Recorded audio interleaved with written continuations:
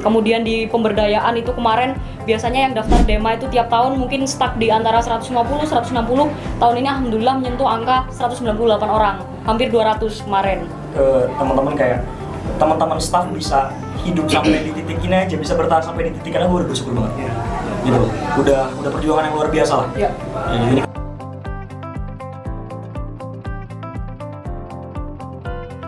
singkat saja. Singkat saja.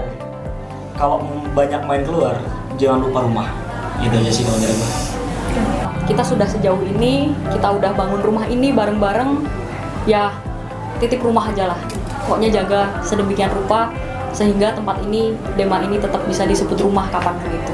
Bisa terus menjaga idealismenya, bisa terus akrab dengan anggota IKM FAUI dan juga teman-teman fungsionaris, karena hal-hal keakraban itu yang sebenarnya penting bagi kami WKBM. Halo, selamat datang di Explore External Podcast Low on Air. Bareng aku Jovita yang bakal nemenin eksplorasi seru di episode kali ini.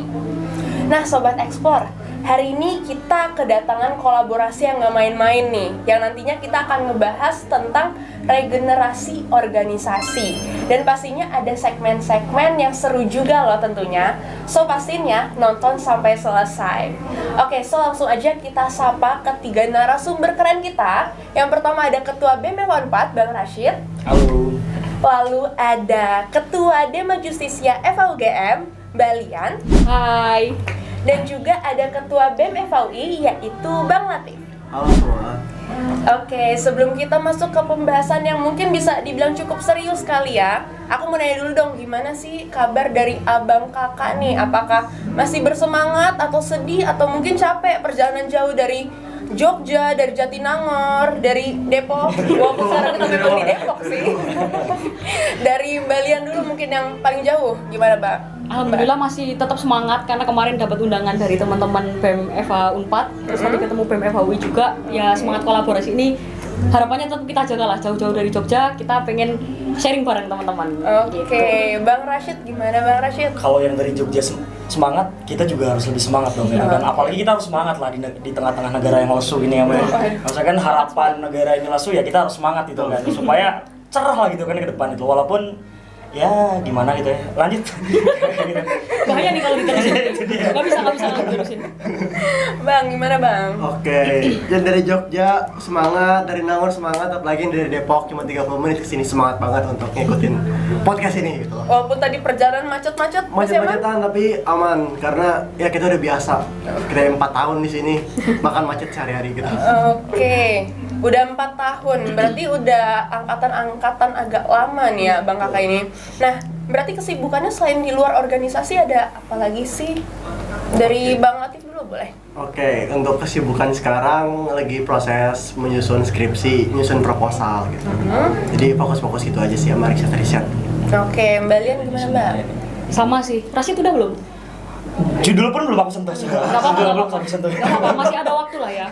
Jadi untuk aku sekarang masih nyusun skripsi juga sama kayak Latif, sama Bang Rashid, insya Allah ya Bang. Insya Allah.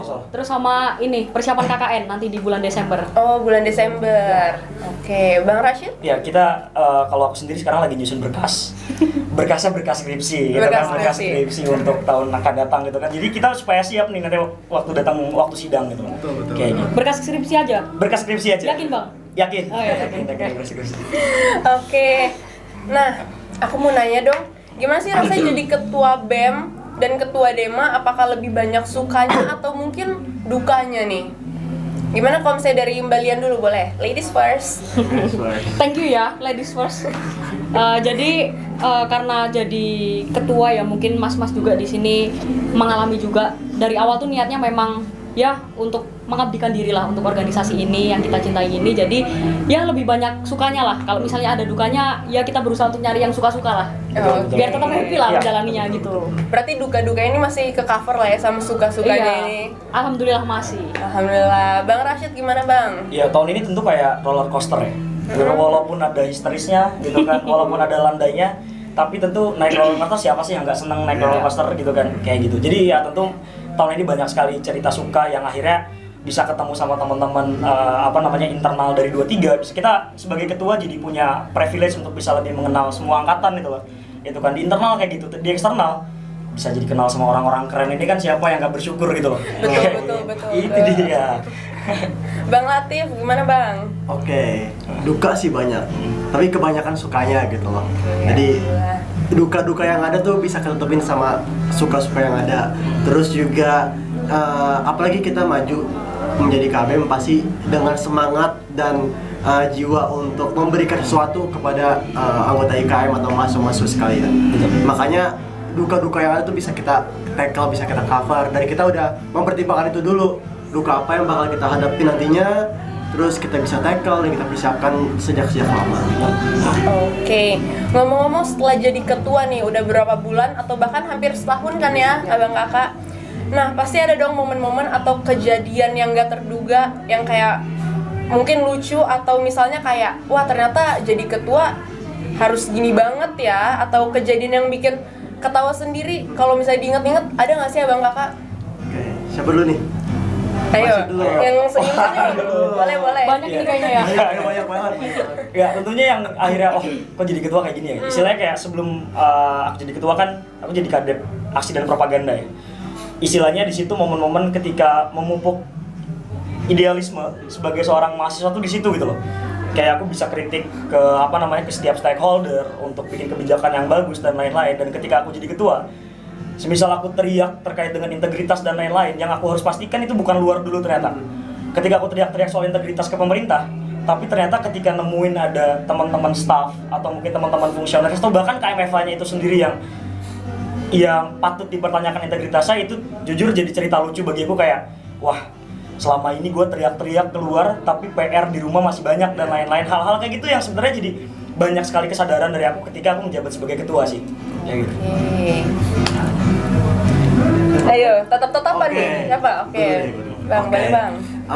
Hal-hal yang lucu, menarik sebenarnya sama seperti Bung Rashid ini, Bung Rashid.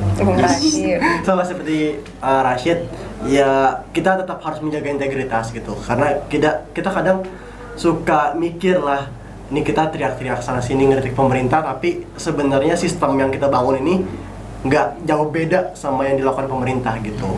Itu jadi pertanyaan juga buat kita. Terus banyak hal lucu, misal kayak apalagi pas ketika jadi KBM, kalau di FAUI itu tanda tangan masih tanda tangan basah gitu. Jadi ada satu masa ketika aku baru keluar kelas, tiba-tiba banyak anak-anak itu bawa berkas nunggu depan kelas, Minta tanda tangan. Itu udah kayak berasa artis. Berasa artis ya. Berasa banget sih pasti. Pasti itu. Sudah sih paling lucu. Mbak Lian di UGM gimana Mbak? Kalau misal masalah sama sih tadi evaluasi terhadap kabinet ya. Ketika kita teriak-teriak di luar, apakah sebenarnya rumah kita ini udah bener apa belum gitu kan? Itu sih sama yang dirasain. Cuman ada kejadian yang cukup nggak mungkin aku lupain sih ini seumur hidup kayaknya ya. Apa tuh? Jadi waktu itu tuh aku di Jogja stay sebulan waktu teman-teman liburan, karena ya pengen nemenin teman-teman persiapan proker yang lain lah. Karena ngerasa nganggur, akhirnya aku naik ke Gunung Merbabu diajak sama kating-kating. Nah, naik Gunung Merbabu ini selama sebulan di Demang nggak ada apa-apa nih. Naik terus 3 hari 2 malam tuh di atas gunung ya, nggak buka HP, pulang-pulang peringatan darurat. Aku nyampe Magelang itu jam 7, itu notif tuh udah ting, ayo ke Jakarta. Udah nggak apa, cuma naruh carrier doang, jam 10-nya langsung berangkat ke Jakarta, besoknya aksi. Jadi itu kemarin yang nginep di dalam tenda di atas gunung, besoknya udah di Gambir. Udah di depan gedung DPR. Termasuk aku nelpon ya, Mbak. Itu Mas Latif juga telepon waktu itu. Ada apa? Jadi waktu itu masih belum ngeh 100% udah berangkat dulu, pokoknya berangkat dulu ke Jakarta. Itu Mobilitas harus tinggi ya. itu pengalaman yang luar biasa dan nggak mungkin lupa sih Lihat sebenarnya. naik gunung tenang, pas turun panik. Lebih panik. Niat naik gunung healing, pulang ada lagi masalah lebih besar ya ternyata.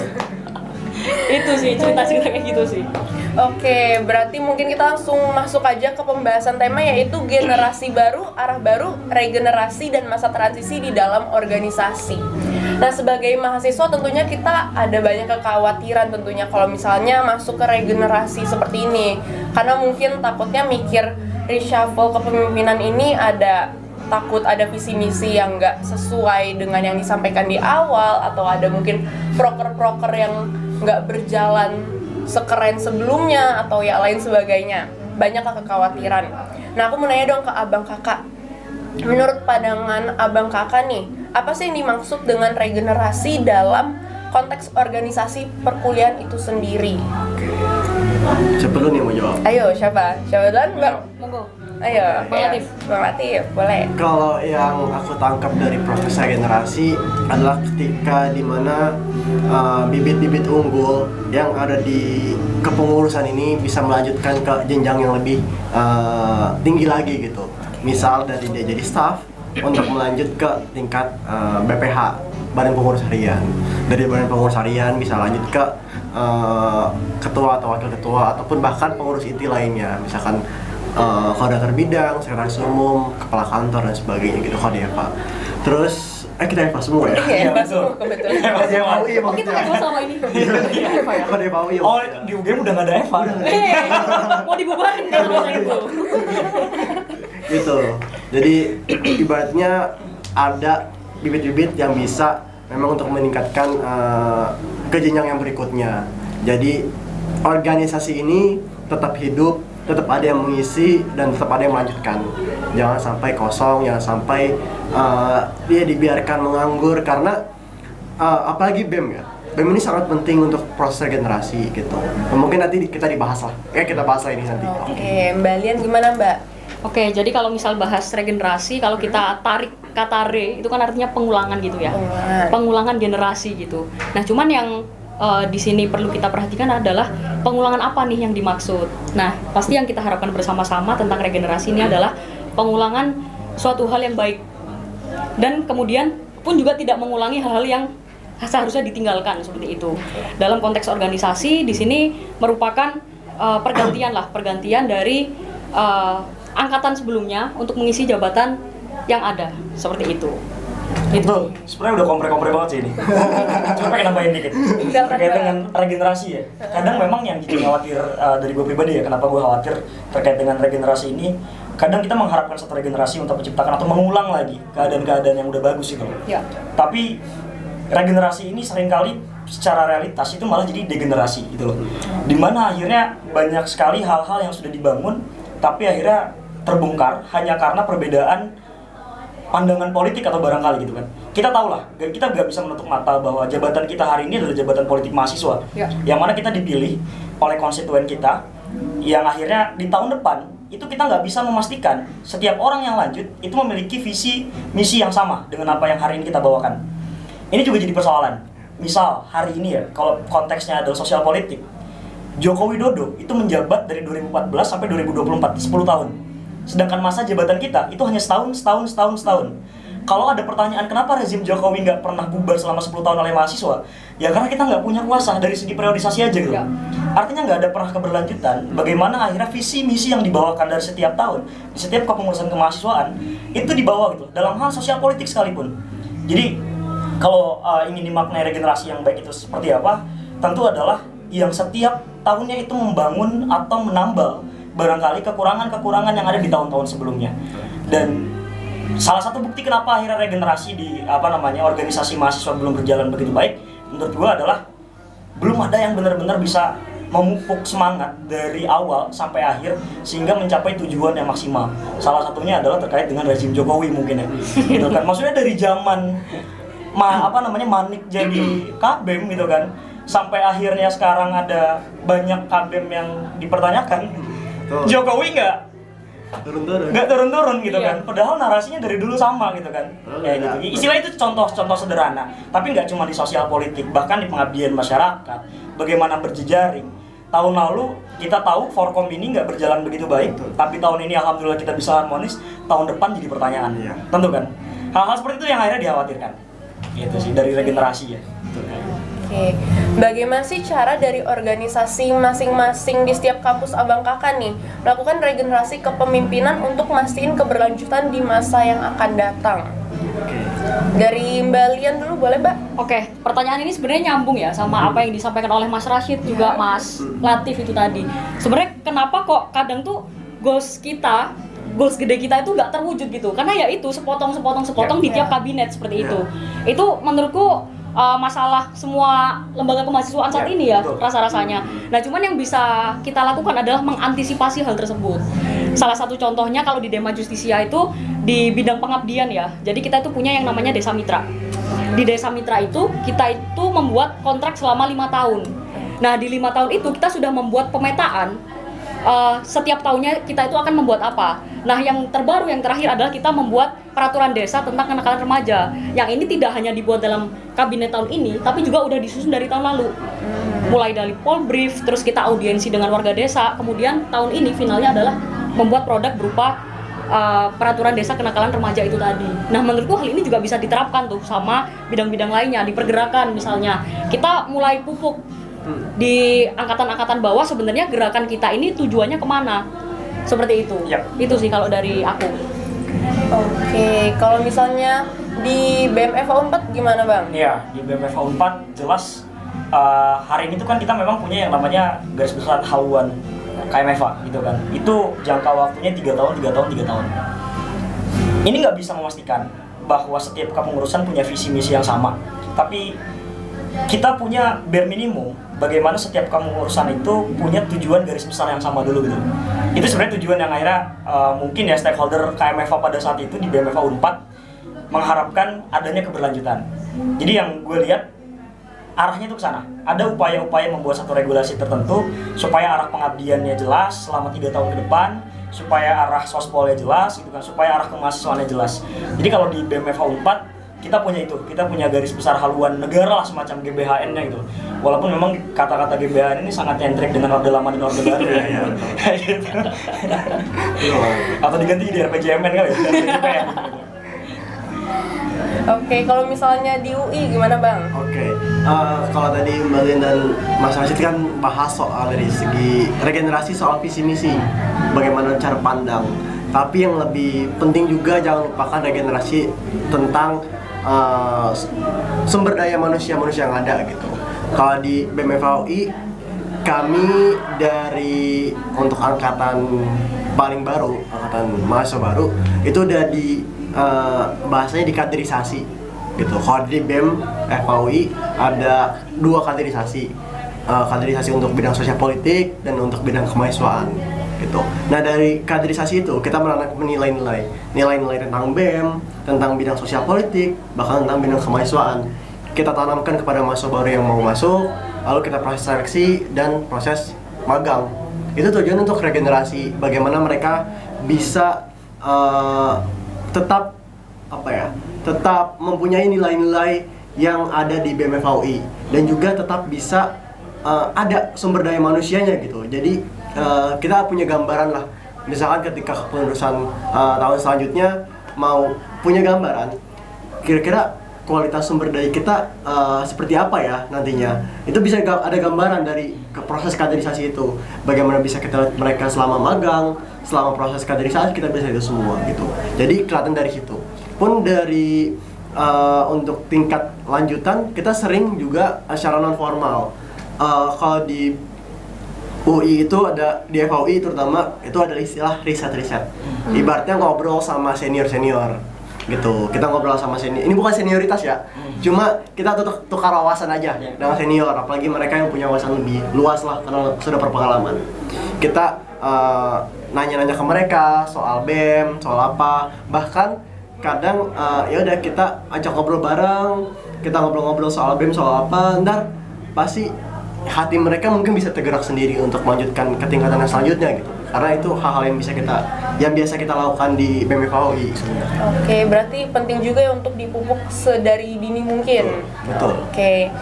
Nah, terus apa sih tantangan utama yang dihadapi oleh organisasi perkuliahan Abang Kakak dalam melaksanakan regenerasi kepemimpinan itu sendiri? Oke. Ini siapa dulu nih? Tadi yang mukanya udah cukup serius kayak Bang Rashid, boleh Bang? Tadi udah nunduk-nunduk nih. Tantangan tergantung generasi. Pertama tadi ya, soal perbedaan cara pandang tentu ya dari setiap generasi yang ada. Walaupun itu kita nggak bisa gak bisa memaksakan supaya ada satu pandangan yang sama gitu kan. Itu jatuhnya malah kita menghegemoni gitu kan. Apa bedanya kita sama Soeharto kalau kayak gitu kan.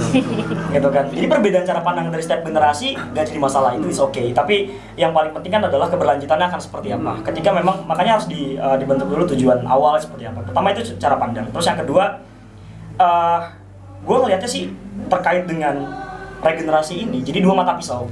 Artinya ada satu sisi memang tujuan keberlanjutan yang ingin dicapai, tapi di sisi lain kita khawatir ada perbedaan situasi yang memang mengharuskan cara pandang itu berbeda gitu.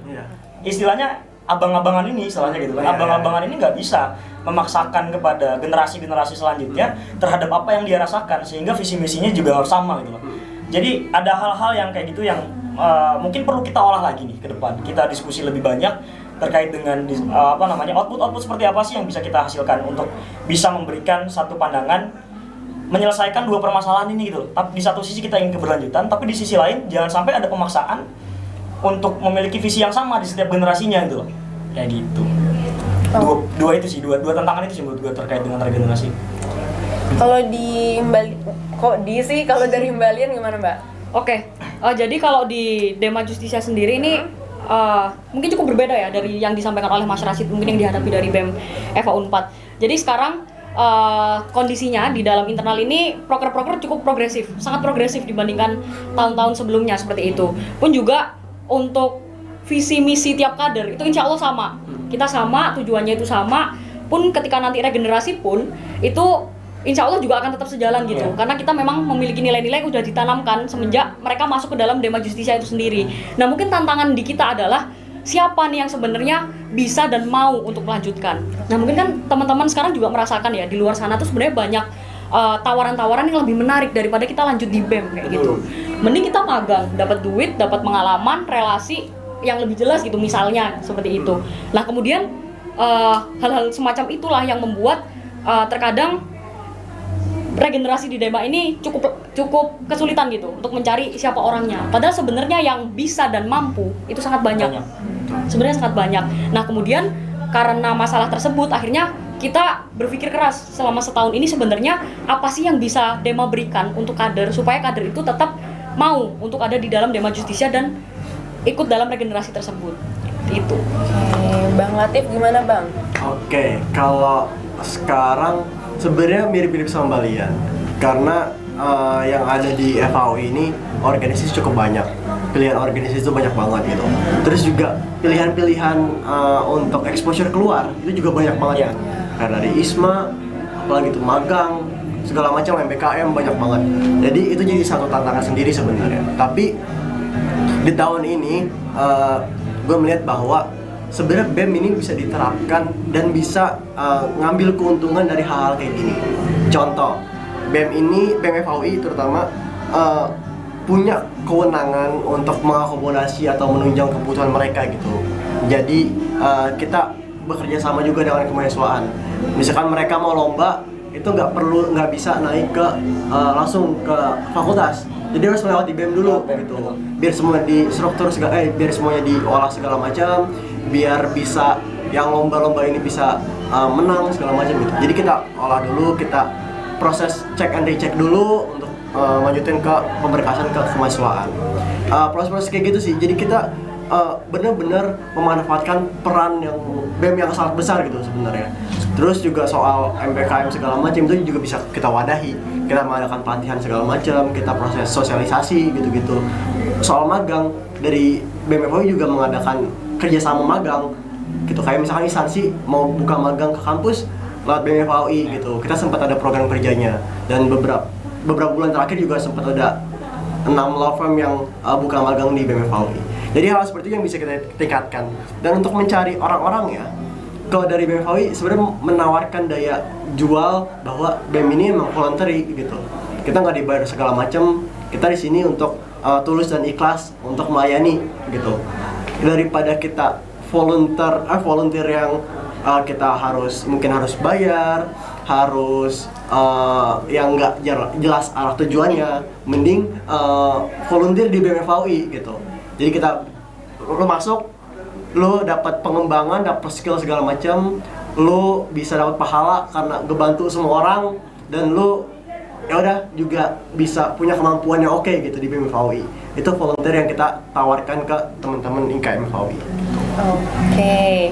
Ya hampir sama mirip lah. Mungkin izin nambahin dikit gitu ya. Silakan, Mbak. Memang untuk mengatasi permasalahan tersebut tuh Dema Justisia juga berusaha untuk mengambil peran seperti itu. Bahkan ketika teman-teman mahasiswa baru ini masuk, kita sudah mendampingi teman-teman mahasiswa mulai ngurus KRS, ngurus UKT dan lain sebagainya, kita yang nego ke dekanat. Bahkan di tahun kemarin pun di FOGM itu dulu nggak punya tempat untuk belajar, common lounge gitu kita nggak punya. Akhirnya kita dari Dema, karena kita ini kan istilahnya diberikan wewenang gitu ya sama teman-teman untuk menjadi jembatan langsung lah dengan fakultas. Kita coba nego, kita punya yang namanya hearing dekanat tiap tahun. Salah satunya adalah Pak, kita butuh ruangan untuk belajar bersama dan berkumpul. Akhirnya dibukakanlah ruang itu. Nah dari titik itulah salah satu contohnya teman-teman jadi sadar keberadaan Dema ini begitu penting. Betul. Dan akhirnya voluntary kayak gitu yang kata Mas Latif tadi, datang sendiri gitu ke Dema gitu. Memang hal-hal kayak gitu yang memang harus bisa pakai sudut pandang kelembagaan. Sudut pandang kelembagaan itu adalah dalam arti pentingnya atau tidak penting satu lembaga ada adalah dilihat bagaimana kita bisa membayangkan ketika lembaga tersebut gak ada. Ya. Betul. Hari ini kalau bicara soal relevansi organisasi, kita bayangkan kalau seandainya BEM atau Dema itu nggak ada, kira-kira siapa yang akan menjadi jembatan? Ya. Dan akan sebesar apa dampaknya? Sebenarnya kan takaran-takaran itu yang bisa kita uji untuk menilai seberapa sulit kita melakukan regenerasi, seberapa sulit kita mengatakan bahwa organisasi itu masih relevan atau tidak gitu. Ya. Oke. Mungkin pembahasannya udah cukup dagingnya dari tadi. Kita Banget. daging banget. Kita Sampai main-main keringetan nih kayaknya ini sebelah saya nih. Udah depan AC. Iya, 17 derajat. Waduh. Gimana kalau misalnya kita main-main sedikit kali ya, Bang Boleh, Kakak? boleh. Jadi kita ada games Never Have I Ever. Abang Kakak apakah sudah pernah mendengar sebelumnya? Pernah. Pernah ya? Oke. Kita santai-santai aja biar sobat ekspor mungkin juga bisa lebih kenal sisi lain dari sosok orang-orang keren ini ya. Jadi di sini aku ada kertas. Boleh dioper Bang ke samping, minta Oke. tolong. Nggak pernah. Itu ada bolak-balik. Oh, ada bolak-balik? Ada bolak-balik. Oke. Oke, thank Oh, you. iya. Nah, jadi ntar kalau misalnya aku nyebutin sesuatu tinggal ikutin aja pernah atau nggak pernahnya ya. Jujur ya? Jujur. Oke, langsung aja ya. Boleh. Aman, Aman. Ya, angkat aja. Angkat aja. Yang pertama, pernah nggak bentrok kepentingan keluarga sama kepentingan organisasi?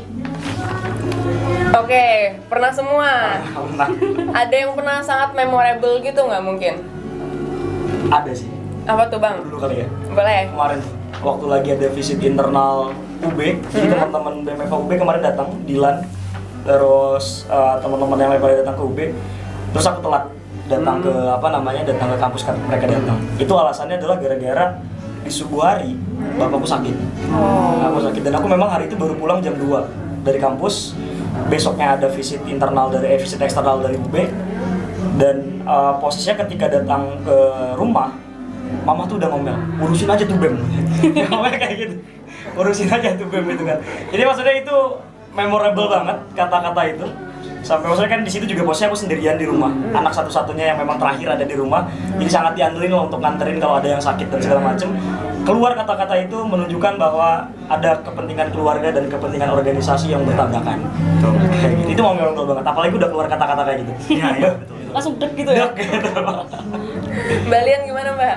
Kalau aku sebenarnya mungkin dulu sebelum menjadi pengurus BEM yang sekarang gitu ya, pengurus Dema yang sekarang ya, itu banyak banget menghabiskan waktu dengan orang tua lah. Entah aku pulang ke Malang atau orang tua yang ke Jogja. Nah gara-gara banyak kegiatan di Dema gitu, akhirnya ya banyak kehilangan momentum itulah. Kayak gitu. Salah satunya pernah nih, jadi orang tua tuh harus ke Jogja. Bukan harus main ke Jogja. Aku bilang, oke, jam 4 aku udah selesai agendanya. Waktu itu ada aksi kejadian memanggil, tapi ternyata sampai maghrib belum selesai, bahkan sampai malam belum selesai. Ya udah akhirnya orang tua nunggu dulu aksi itu sampai malam. Ya hal-hal kecil kayak gitulah. Itu susah sih, soalnya kan kalau aksi sampai apa?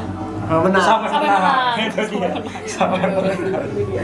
Dari Bang Latif gimana Bang? Oke, kalau dari aku sih banyak benar kata Malian, banyak kumpul-kumpul keluarga yang terlewatkan.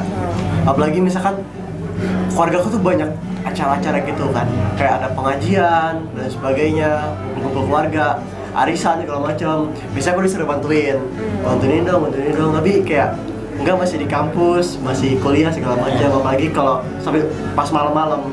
Jadi kan ke pengajian malam, terus pernah beberapa kali pengajian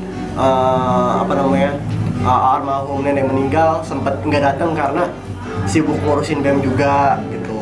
Jadi tapi dari orang tua sih selalu support sebenarnya, kayak mereka juga paham kalau ini kalau nggak diurusin juga BEM nggak bisa gitu tanpa aku juga gitu. Jadi mereka paham, terus ya gitulah. Kadang-kadang itu awal-awal sempet kesal juga sebenarnya gitu. Masa ini mulu gitu, BEM mulu. Iya, gitu. betul. Udah kamu kan ketua, tinggalin aja gitu. Delegasiin. Ganti aja jadwalnya, bisa nggak ya? Ya, tinggal tunjuk-tunjuk orang gitu kan. Padahal kan kamu ketua gitu. Nggak bisa gitu. Jadi banyak hal kayak gitu awalnya, tapi dikasih pengertian. Sekarang udah lumayan mengerti juga. Oke, lanjut yang ketiga. Pernah nggak lagi aksi terus ada barang yang ketinggalan kayak almet atau dompet, kayak barang-barang yang penting gitu deh? Mbak Lian apa tuh Mbak? Pernah, waktu itu aku kehilangan topi karena lupa. Aksi yang kemarin itu. Yang Jakarta itu Mbak. Iya. Yang masuk ke gedung DPR. Iya. Aduh. Yang ngerobohin, bukan aku Oh, ngerobohin, bukan. kayak Topinya ketinggalan tapi pagernya dibawa pulang katanya. Iya, pagernya yang dibawa. Keberatan bawa pager, topi sampai lupa itu di mana sampai sekarang juga nggak tahu itu. Oke. Yang keempat, pernah nggak uangnya lagi tipis-tipisnya nih, tapi harus bayar iuran proker? 1, 2, 3. Oh, pernah semua. Rata-rata pada pas lagi akhir bulan kah atau gimana nih? Betul sekali. Terus jadi gimana tuh kelanjutannya? Apakah mencoba menegosiasi kah? Kalau Atau- kata Bernadia sih, hidup harus terus berjalan. Harus terus berjalan. Bagaimanapun keadaannya ya. Betul. Ya kayak gitulah gitu kan. Oke. Kalau aku ya untungnya ya alhamdulillahnya itu kan kampus sama rumah tuh dekat. Jadi kayak bisa nyoceng uang jajan lah. Ngambil uang makan itu kan, makan bisa di rumah. Iya. Sesimpel itu aja sih alhamdulillahnya gitu lah, bersyukur. Mungkin yang jauh-jauh nih, yang rumahnya jauh dari kampus nih. Gimana Bang? Oke, kalau aku sih lumayan jauh, setengah jam lah dari kampus. Tapi kadang ngakalin sarapan tuh di rumah, apa aja dimakan gitu kalau ada makanan. Terus itu kan bisa ngirit uang. Terus kadang uang makan juga nyari tempat-tempat yang murah. Iya. Di kantin FAUI lumayan mahal gitu kan, kayak 20.000 itu kan sayang banget. Iya, iya. Kantin Eva begitu ya, kenapa ya? Iya, di FA UGM Beda-beda mahal sih. gitu. Iya. Kantin Eva nih, fakultas hukum ini. Iya, Kacau ini, emang kacau ini. Dibubarkan aja kan? Dibubarkan aja lah fakultas hukum ini. Jadi kita nyari makan yang mahal, kadang keluar dulu ke ada namanya daerahnya Kutek, kita banyak tempat makan lah, banyak warteg, kita makan situ kayak 15.000 cukup sama minum, dan makannya itu nggak siang, mau ke maghrib. Oh. Dari makan siang, kayak itu sarapan juga sekali makan siang, Dirapel gitu biar ngirit kita. Iya, betul. Kadang gitu sih sebenarnya. Terus kalau emang udah tipis banget, kadang lihat proker yang emang bayar gitu, kayak biasanya enggak sih, jarang proker yang bayar kan. Biasanya kalau ada uang pendaftaran biasanya, Iya. kadang gue ntar daftarin dulu ya, Benar. besok daftarnya kalau nggak besok bayarnya gitu. Biasanya oke bang, main aja Nego dulu. Tapi udah bayar. Mbak Lian mau nambahin Mbak? Kalau aku sih ya hampir mirip ya. Aku apalagi sebagai anak kos ya tetap harus memanajemen uang dengan baik. Tapi kalau misal di Dema itu memang dari jauh-jauh hari akan diberitahukan gitu. Kalau misal kunjungan hari ini nih, dari sebulan yang lalu udah dikasih tahu. Kemungkinan kita akan bayar sebesar nominal ini. Nah, itu bisa nabung dulu tuh. Bisa ngira-ngira kebutuhan bulan ini harus keluar maksimal banget berapa kayak gitu. Akhirnya bisa nutup lah kebutuhan-kebutuhan buat organisasi ini. Tapi ya nggak banyak sih harusnya. Nggak banyak kok. Berarti pinter-pinter manage uangnya aja lah ya, gimana? Sebenarnya emang nggak banyak, cuman uang kita pun nggak banyak sebenarnya. Uang aku ya. Sepakat, sama aja. Kadang nggak sampai duit. Iya, mungkin untuk kebanyakan anak fakultas hukum aman lah. Aman. Tapi buat gua nggak. Iya, buat gue juga enggak. Sama aja kita ya. Sama aja. Oke, nih ada terakhir nih, satu lagi. Pernah nggak salah sebut nama pembicara atau tamu kehormatan di proker waktu kata sambutan? 1, 2, 3. Aduh, Bang Latif boleh Bang? Diceritain sedikit. Aman. Jadi pernah di salah satu proker. Jadi ada pembicara lumayan banyak Iya. gitu. Gua hafalin banyak lah, kayak ada 5 atau 7 pembicara. Terus ada nama kalau nggak salah yang ketuker. Jadi nama depannya A, dia nama belakang gue sebut B. Sedangkan yang satu lagi nama depannya B, nama belakangnya A gitu.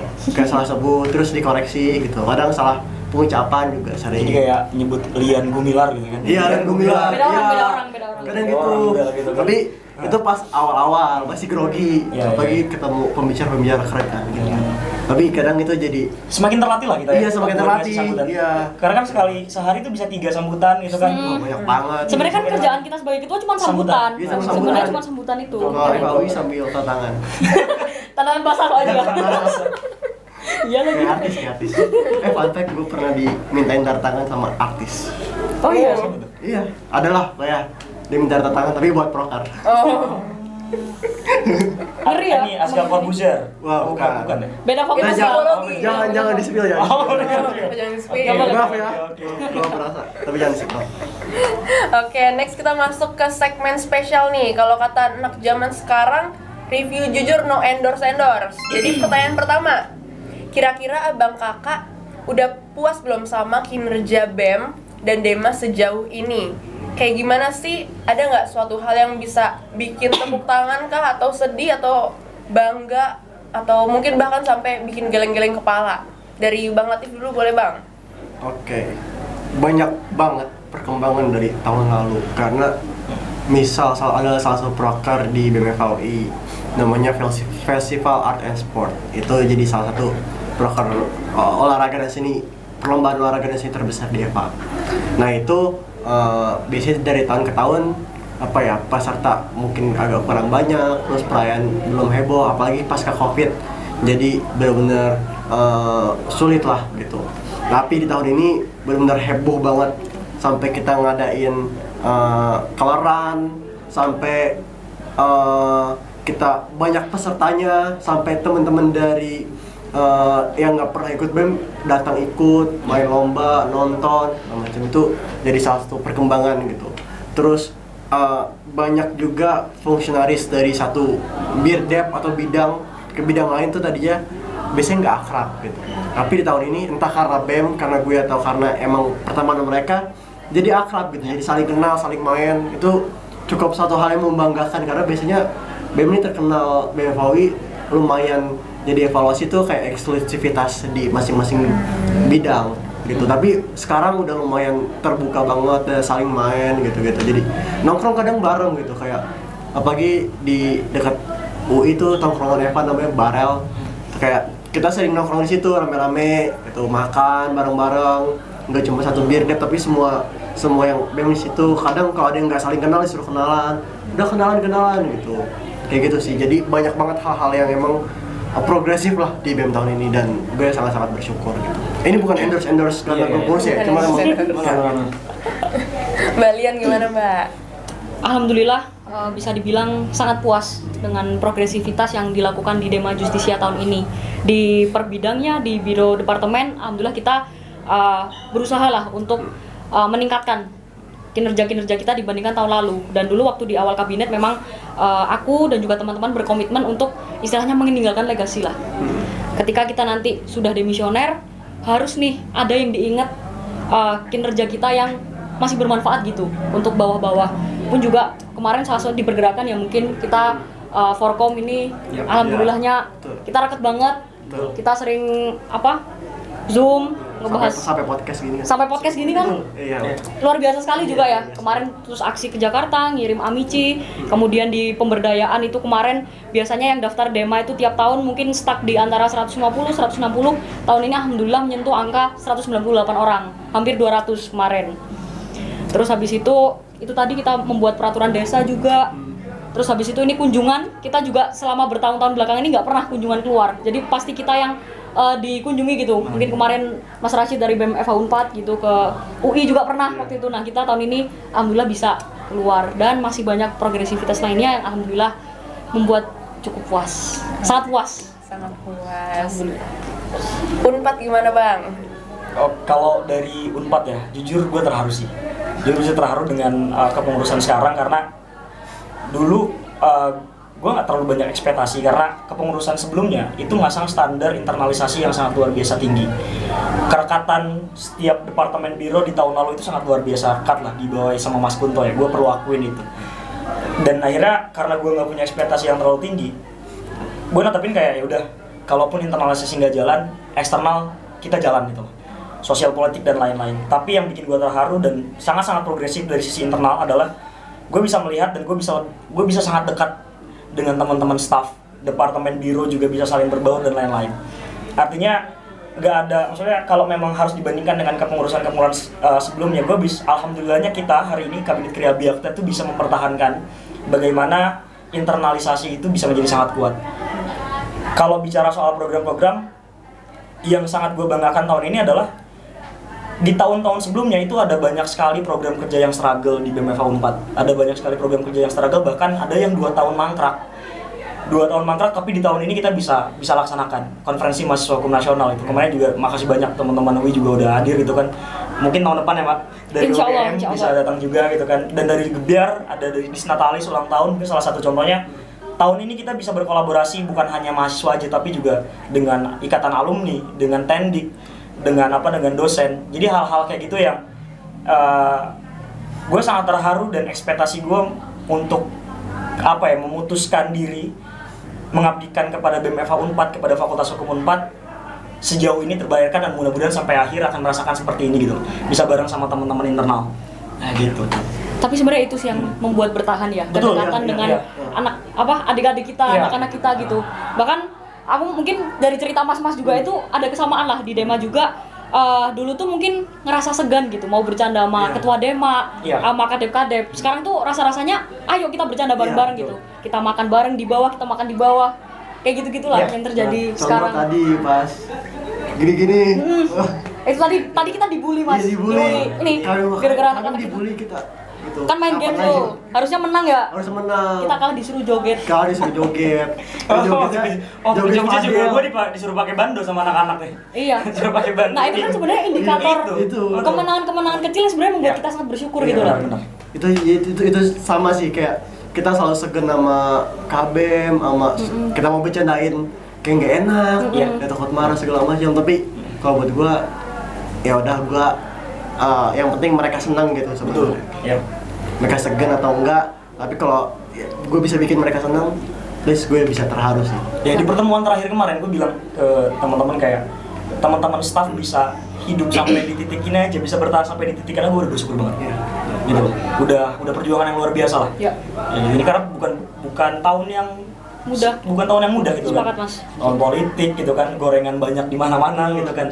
Hal-hal kayak gitu yang bikin mungkin kita bertiga bersyukur lah bisa tergabung dan memutuskan untuk memimpin organisasi masing-masing itu. Ya jatuhnya lembaga kita ini ya rumah gitu ya Mas. Betul, ya. Rumah untuk kita di lembaga masing-masing. Itu jawab. Oke. Banyak yang dibanggakan, banyak kisah-kisah haru dan yang seru-seru lah yang bisa ditarik dari organisasi-organisasi ini. Nah, dari abang kakak, ada nggak sih pesan untuk pemimpin di BEM ataupun Dema nantinya? Boleh dari Bang Rashid dulu mungkin Bang, boleh Bang? Aduh, yang pertama tuh selalu berat sebetulnya. Pesan untuk ke pemimpin selanjutnya. Pemimpin BEM berarti ya? Pemimpin BEM. Singkat saja. Kalau banyak main keluar, jangan lupa rumah. Gitu aja sih kalau dari gue. Oke. Dari Dema gimana Mbak? Ya, mungkin spesifik ya langsung untuk ketua Dema selanjutnya. Kita sudah sejauh ini, kita udah bangun rumah ini bareng-bareng. Ya, titip rumah aja lah. Pokoknya jaga sedemikian rupa sehingga tempat ini, Dema ini tetap bisa disebut rumah kapanpun itu. Oke. UI Bang. UI. Silakan. Semoga siapapun yang nanti menjabat jadi ketua BEM FAUI bisa terus menjaga idealismenya, bisa terus akrab dengan anggota IKM FAUI dan juga teman-teman fungsionaris, karena hal-hal keakraban itu yang sebenarnya penting bagi KMWH BEM gitu. Dan juga tetap jaga progresivitas dari setiap program kerja yang ada dan jangan jadikan proker-proker itu cuma sekedar formalitas saja gitu. Oke. Akhirnya sampai juga nih kita di penghujung acara podcast pada hari ini. Terima kasih banget untuk Bang Latif, Mbak Lian, dan juga Bang Rashid udah mau sharing dan cerita-cerita yang seru serta inspiratif hari ini. Kita dapat kalau misalnya ternyata regenerasi di dalam organisasi itu bukan cuma soal pergantian orangnya juga, tetapi soal bagaimana kita bisa ngasih legacy ke pemimpin selanjutnya dan meneruskan impact positif ke orang-orang yang ada di dalamnya juga. Semoga regenerasi di tahun ini dan selanjutnya bisa berjalan dengan baik dan membawa dampak yang positif terus ke depannya. Amin. Sekali lagi terima kasih banyak untuk BEM FA UI, untuk Dema Justisia UGM, dan BEM FA Unpad. Dan terima kasih banyak juga untuk Sobat Explore yang udah nonton sampai akhir. Sampai jumpa di episode selanjutnya. Dadah! Dadah. Bye-bye.